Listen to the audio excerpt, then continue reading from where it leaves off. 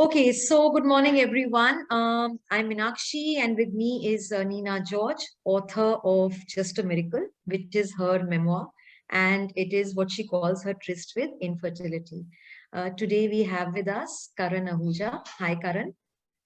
Hi everyone. Good morning. Good morning. Good morning. So, Karan is a life coach. More important, the readers of Just a Minute. And today we're going to just talk to him about his experience reading Nina's memoir. What made him pick it up and what do you love about it? Karan, what do you think? I'm one of those people, of course, while, I'm a professional, and of course I've got, my life coaching certification done. And of course, I really admire, the way, it can potentially change your life. But then apart from that, how I came along, reading this book and how it made this book and, through it, how do I feel about it?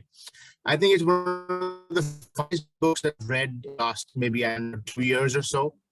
The name, of course, is very enticing and really pulls you across to say that, well, just a miracle. What is this miracle about, right?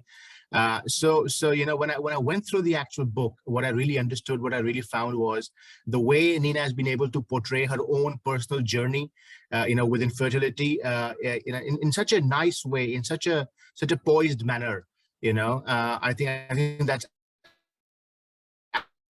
absolutely fantastic. Absolutely. What I've really found this book to do for me, and of course, I'm sure with everybody else who's gone through the book as well, is that, that little stigma that we have attached with infertility, especially in our country, that one topic that you don't really want to talk about in a social gathering or anywhere else, even in families for sometimes, is infertility, right? You don't really openly talk about it. You don't openly discuss it. You don't really want to, take precautions or measures or, what needs to be done about it.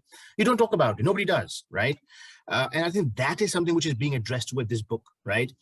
Nina is so openly, so nicely, put forward her own personal journey, which inspires the reader. And it's not only about, infertility, as one particular topic. I think it's just anything that you're dealing with in your life, which you feel that I want to run away from or I don't want to deal with. I think that's what is getting addressed, right?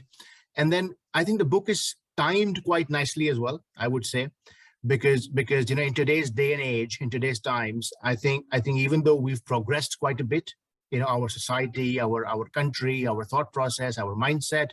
I'm talking about Indians particularly. We've come a long way. We think we've come a long way, but then we still have certain bits and pieces like infertility that we do not wish to talk about, that we do not wish to address openly, right? It's just a physical condition. It's just like getting any other ailment, which you treat and you get okay, right? I think that again is something which is really pointing out very nicely in the book, and then why it's timed so nicely is because while we feel we've achieved a lot and while we feel we've evolved a lot, but then I think every single person, and especially the younger lot, especially the young people today, should go through this book, really understand the concept behind what Nina is trying to say, and also really learn how to respect this kind of situation with anybody. It could be absolutely anybody. It could be somebody in your own house, right? So I think that is something which is so nicely coming along in this book. I have thoroughly loved the book. I have learned a lot. I have been able to get some evolution lessons from my own self.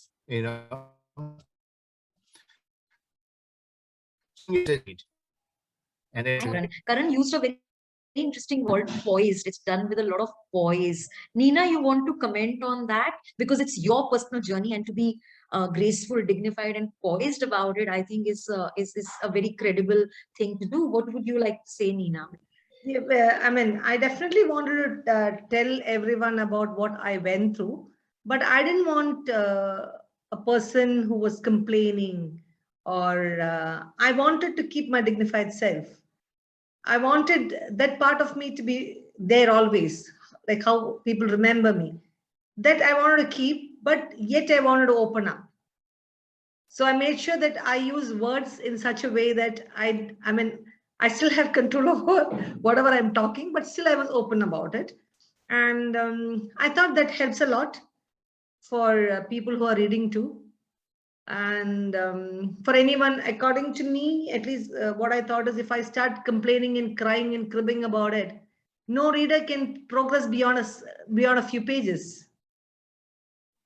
Nina, that's what you said is very interesting. That at no point did you want to complain.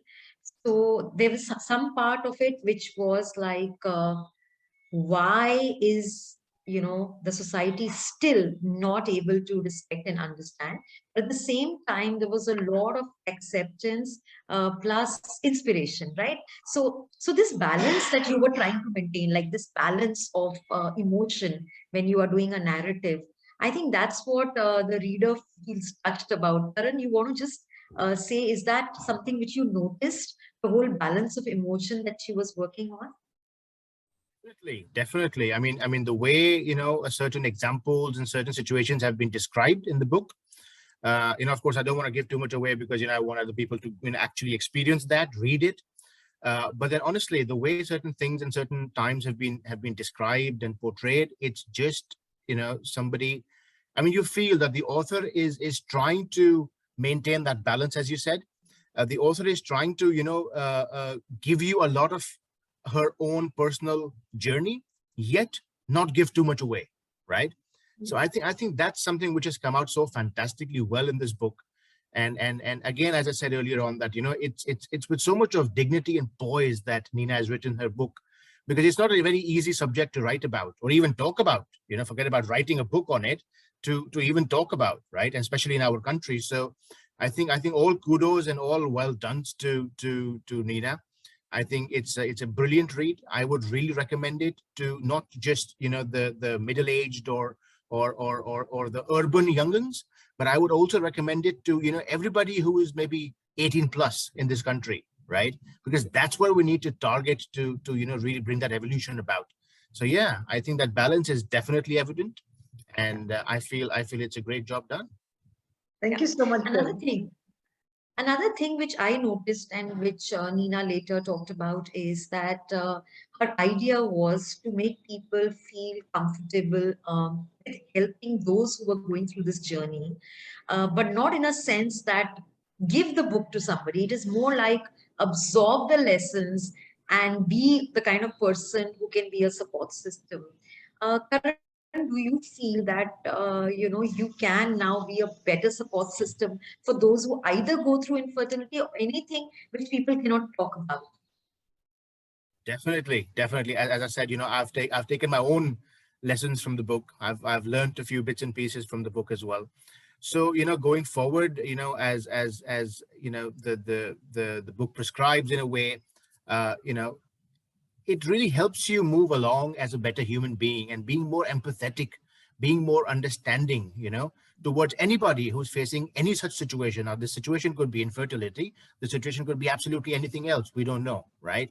But then there could be situations in life with a lot of people which they don't really want to talk about, which they don't really want to address openly, which they can't talk about, to a lot of people apart from their very, very close personal friends or maybe family, right? But and me as a human being, what I've really understood from the book is that, yes, we're talking about infertility here, but then it could be a lot of other things. And then how do we really deal with it as a third party, as a friend, as a husband, as a boyfriend, as a son, as a brother? It could be anybody, right? How do you deal with it? What should be your reaction to it? Do you start running away from it? Do you start, putting the person off to say, what, I don't want to talk to you because this is something that you want to talk about? What do you do, right? So that factor of being empathetic, that factor of understanding that person, that factor of helping that person, not being sympathetic or not looking down upon that person, but then still being empathetic and helping that person, I think that is something which is a great message which I've taken away. And yeah, as I move along, I would definitely use these lessons to of course be a better person. Yeah, and as a life coach, I think because Nina herself is into what she calls sensitivity coaching, and you are a life coach, I think one of the things which comes across, at least to me and to a lot of people who have interacted with me, is don't ask people very intrusive, very personal questions without understanding their reality. I thought that was one of the most beautiful things that came out of it. Don't ask people, how many children do you have? How come you don't have children? Are you not planning? I mean, don't ask them such questions. These are the wrong things to say. They're very insensitive. Nina, was that the intent Yeah, also? that was the intent actually, because even if, like, okay, infertility is one aspect, and there are so many youngsters these days who are not married for a longer time. Okay, like what I'm trying to say is, I've got a cousin of mine who's not married. He's 38. So now, what is my requirement to go and ask him why aren't you married? He'll get married if he wants, right? If he wants any help, he'll ask me. He'll definitely ask me if he needs any help. Otherwise, like, I don't have to keep asking him, why aren't you married? Aren't you getting married? Is there a problem? No, if he needs you, he'll always, but always make sure that to make him understand with your vibes that, okay, you're available. Any help you need, I'm there. You don't have to go on, keep asking people. That is one of my intent. And now, recently somebody was telling me, I mean, that made a lot of sense to me. She, after she read the book, she was saying she was also a friend like Meenakshi. For so many years, she's been my friend for 30 years or so. She says, Nina, I always remember you as a smiling person only. I never remember you without a smile. So she said, I never knew that there was so much of struggle that you were going through.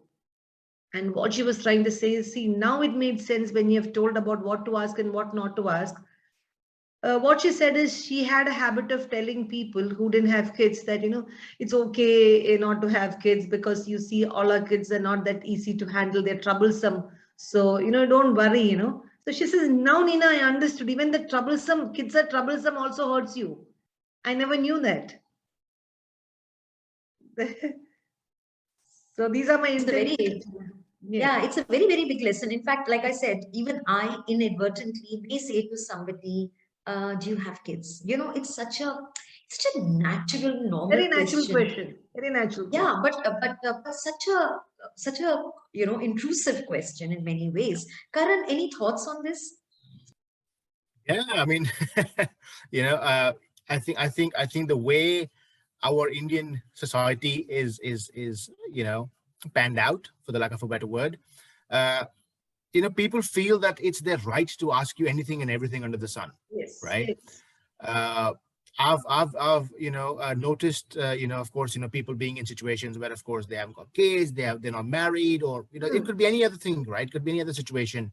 But then people, and especially, when you talk about, when you meet somebody maybe in a social setting, or when you meet somebody, say, in a wedding, or a party, or whatever, so people feel they're right to ask you these kind of questions, very intrusive and very personal questions. They feel, okay, well, how are you is a very second grade kind of a question, right? But let's talk about your marriage, or let's talk about your kids, right? Yes. I think, on the same lines, I think one of the other things that people do, and I quite find it very quite offensive, is that if you see somebody who's in school or college, right? Okay, well, tell me about your grades. How are you doing? Yes. I mean, how are you even concerned about their grades, I right? I mean, mean, do they'll you call even you know what up. school? They'll call you up. Yeah, exactly. So I think these kind of things, are very, very prevalent in our culture, society, country, whatever it is, which I think a lot of people don't have any awareness about. People need to be made aware. People need to be more informed. People need to be more sensitive. People need to be more understanding. People need to be less intrusive. Yeah. You meet somebody, you talk to them, and of course you have a good time, and you leave it at that. I mean, there is no reason, no matter who that person is, to get into their personal zone and start asking intrusive questions. There is just no reason to, right? So I think that sensitivity is completely lacking in at least our society, and at least our country. And I think also one of the other lessons, coming back to Nina's book, of course, also one of the other lessons that the book very nicely, very indirectly, very subtly, but then very nicely gives away, is that you need to be sensitive, right? Forget about being anybody else or anything else. You need to be sensitive, right? So that sensitivity, I think is hugely lacking. And one of the things that any intelligent reader would get from this book is that you need to be more subtle. You need to be more sensitive. Yeah. Yeah. I mean, when you ask, it's not that you just ask for the sake of asking. It's just not that you, I meet Karan and say, okay, are you married? When are you getting married? I don't have any business to ask him that. Yeah. I don't have any business to, I have to just ask him, how are you, Karan? How do you feel today? Okay, you can, there are hundreds of things that you can talk about. Other than his job, other than his marriage, other than anything else, like nothing to do with his personal life, right? I have to just talk about him, about other things. And I'm sure, Karan, like you said, I'm so happy that a youngster like you has got a lot of takeaways from this book. It's something which I'm really happy about. I'm really, really happy about, because many people, when they read the title of my book, they think that because the term infertility is coming there, they think that it's a woman-centric book. Yeah. Yeah. I've told them Absolutely. again and again, it's not a woman-centric book. That's the only situation that I had to face in my life. So that I've written about that. The only situation that so-called something which cannot be talked about situation that I had in my life is infertility. So I've talked about that. So even if you remember during my speech for my launch, I told, take out my infertility from that, put your situation, you'll get an answer for whatever you're dealing with. So I'm sure Absolutely. people will get a message like that. And that's what my whole intention was that. And You said something very interesting. I think as a wrap to this discussion, when you said it's not woman centric, but it's a woman's story, yeah, I think it's a very, very important piece of takeaway for all of us that this involves all of us. As a all of society, it us, involves all of us. all But of when a person, yeah, when a person like you or any person who has gone through the experience says it, there is credibility, there is a life lesson, but more important, there is some kind of an inspiration for all of us to just take a little deep look at ourselves and realize that we are all part of this.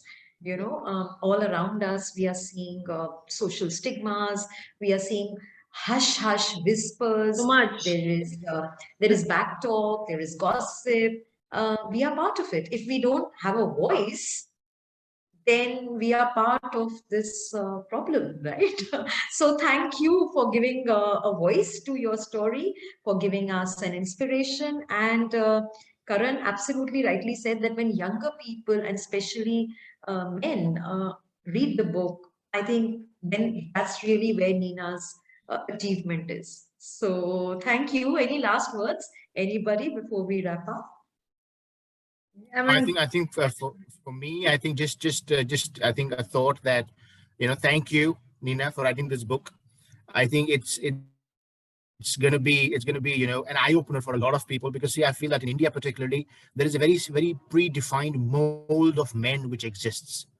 uh, and that needs to be broken, to be very honest, yes, because the way we are moving ahead with a lot of things, I think what we're not moving ahead with is that, breaking that predefined barriers, breaking that predefined mold of how men are in this country. I think that needs to be broken, that needs to be, brought out in the light. And I think to a very large extent, stigma, barriers, molds, that is what, your book really addresses, to say that, what, we don't need to be a part of it, we need to break away from it. And then, of course, what do we need to do in terms of moving forward? So thank you for writing the book. I've thoroughly enjoyed myself reading your book, and I've learned a lot. So thank you. thank you so much, Karan, for this wonderful review and wonderful interaction that you've had. Thank you so Yeah, much. it's been great. And I think all of us, every time we interact, there are new learnings for each one of us. Yes, And of course. yeah, not only we go back to the book, but we go back deep into ourselves and say, yeah, are we now on the right path? So lovely morning, December morning. Wishing all of you season's greetings and a very happy new year. You too. Thank Thank you, And you. thank yeah, you. Same to and you. lovely to catch up. Bye bye. Thank you. Bye bye.